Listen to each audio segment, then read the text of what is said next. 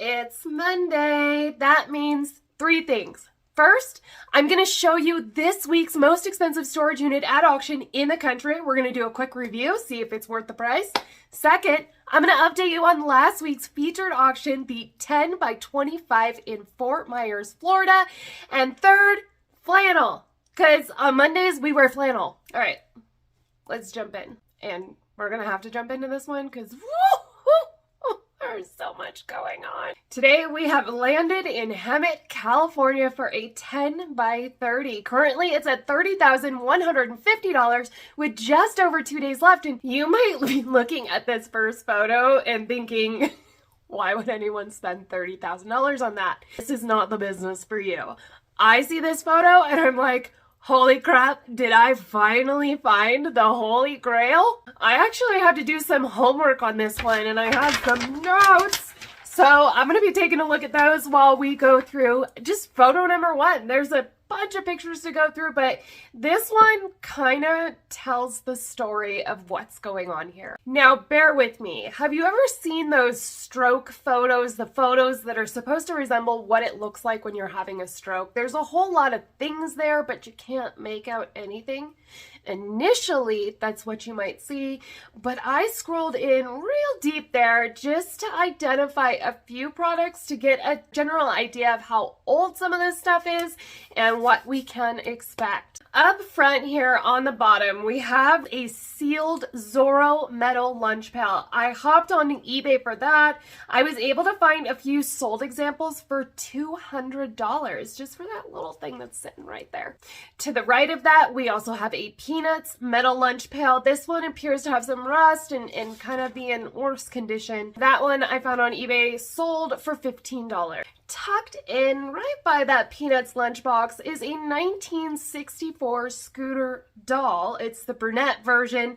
I found one of those that sold on eBay for $40. Here we have a Topps 1989 baseball set. It has been opened. It's worth a couple bucks. I mean, it's late 80s Topps baseball cards. Like, need I say more? There's a cute little baby Spider-Man, and then we have the Marvel Zombies Deadpool that's worth a couple bucks. There is also a 1977 MPC Star Wars Vintage C-3PO model kit.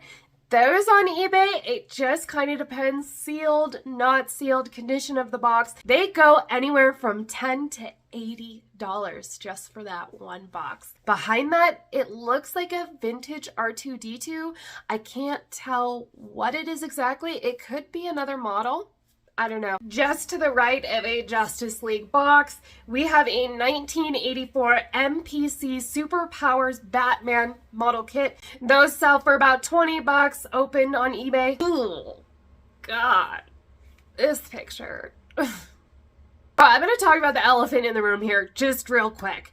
I am not a psychiatrist. I cannot diagnose a hoarding disorder. But after buying a few units that look just like this appears to be in my opinion, in my uneducated opinion, a severe case of hoarding. And in this case, it's not dead cats and trash bags. Rather, it is collectibles. And I started out in this business. This is the kind of unit that I was looking for. I do talk about this often in my videos. You know, I'll tell you, hey, this unit's great. It's got a lot of mid-level stuff, but there is no Holy Grail. This unit, my God. If you were ever searching for an Action Comics #1, it might be in there. Here we have a different view of the front of the storage unit. We're gonna poke around a little bit more, see if we can find anything else. First off, there's a box that says Star Wars Wing Fighter. I'm assuming this is another model kit. We do have the R2-D2 and the C-3PO in the first photo, so we're just gonna go along with that theme. I searched really hard for this next box. It turns out there are clearer photos later on that show me exactly what's in this box. But I was so proud of myself for finding it with just a little bit of information, so I'm going to show you now what it is. It's a 1970s Remco Batman CFS Batcopter. I found quite a few on eBay. It depends what you price them at. That's what you're gonna sell them for. I saw sold listings anywhere from $40 all the way up to $145 plus. We are now on the right front of this storage unit, and there are a lot of posters there. I do see a Star Wars poster. You can see Darth Vader. It's a little lightsaber right there on top. I don't know if that's original or not. It looks like the very, very original versions of this poster did have some writing on the top there. It's missing that. There is a red and blue bordered photo of a female. I think that's Farrah Fawcett? I don't know. Right up to the front left, there are a ton of comics, a ton of books. There's a ton of media just sitting right there, and I'm gonna go ahead and guess that box probably weighs about 500 pounds. Trust me, I have moved them before. Sitting right on top of a BCW Comics short box, there is a sealed 2003 Lord of the Rings backgammon set. If it is in fact completely sealed, those go on eBay for around $100. Here we get to see a little bit of what is behind all of everything in the front. More views of these posters, and then a 1978 Marvel Star Wars number 12 comic just sitting right there on top. Hey, look at that. There's another view of that CSF Batcopter box. Man, that would have been nice to have about 5 minutes ago. There's some Hot Wheels stuff in that box, a Universal bag, more Star Wars, Batman, fun stuff. Here we have a new in-box Avengers Hulk Smash remote control toy. It is right next to this really interesting looking painting. There were a few Disney items that I did just kind of gloss over because they're just little figurines and whatnot, but there is definitely some Disney in here, and I have not mentioned that yet. This painting is really interesting.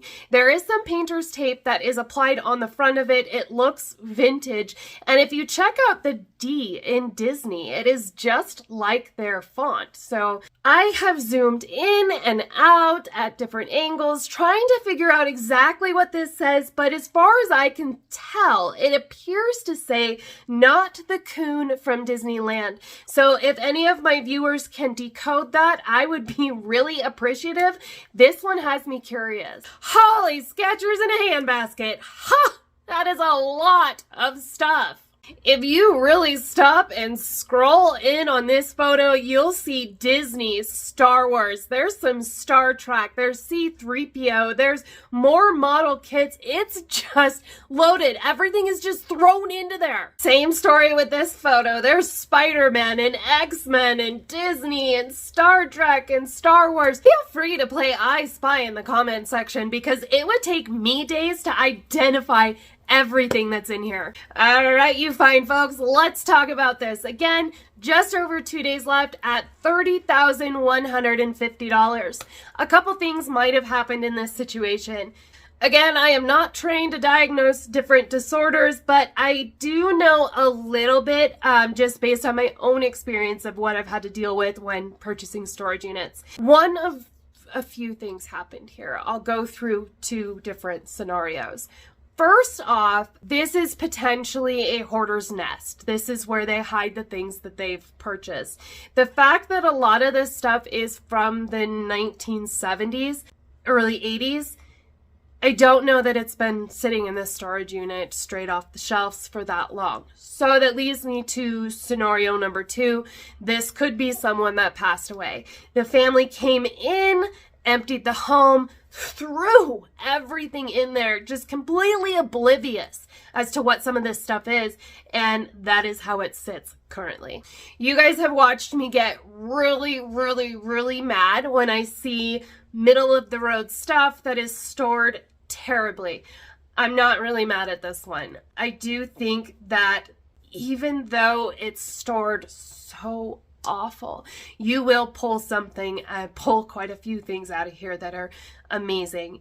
And because of the variety of items, you go anywhere from Disneyland to comics. What you can find is this, the sky is the limit here. There's even baseball cards. This is the storage unit that every unit buyer is here for. This is what we've been looking for.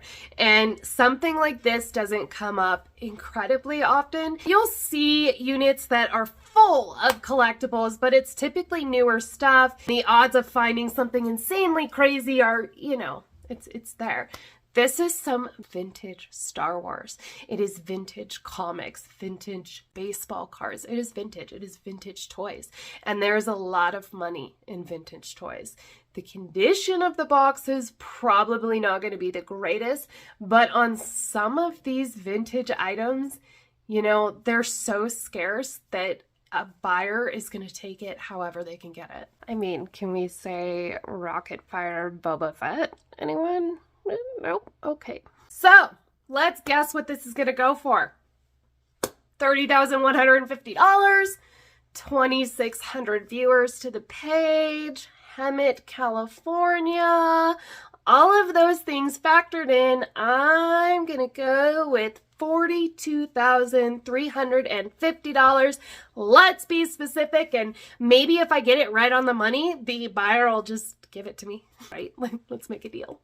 I will watch this one so you don't have to. Next Monday, I'm going to update you exactly what it went for. It's like magic. So make sure you follow my page, give it a like, come back. Don't you want to know what this sold for? As promised, here is the update on the 15 by 25 in Fort Myers that I featured last week. As a refresher, it was full of comics, nerdy board games, figurines, all kinds of fun stuff. When we left it, it was at $25,030. I guessed it would sell somewhere in the neighborhood of $26,500, and it stayed at $25,030. Someone picked it up for that, so good luck. I hope you find all kinds of cool stuff. I would much rather spend $30,000 on today's unit. All right, that's all I got for this week, so make sure you come back so I can update you on today's unit and bring you next week's most expensive storage unit at auction. So until I see you again, I hope everybody has a fantastic week, and please don't be an asshole. Be kind to each other. Bye.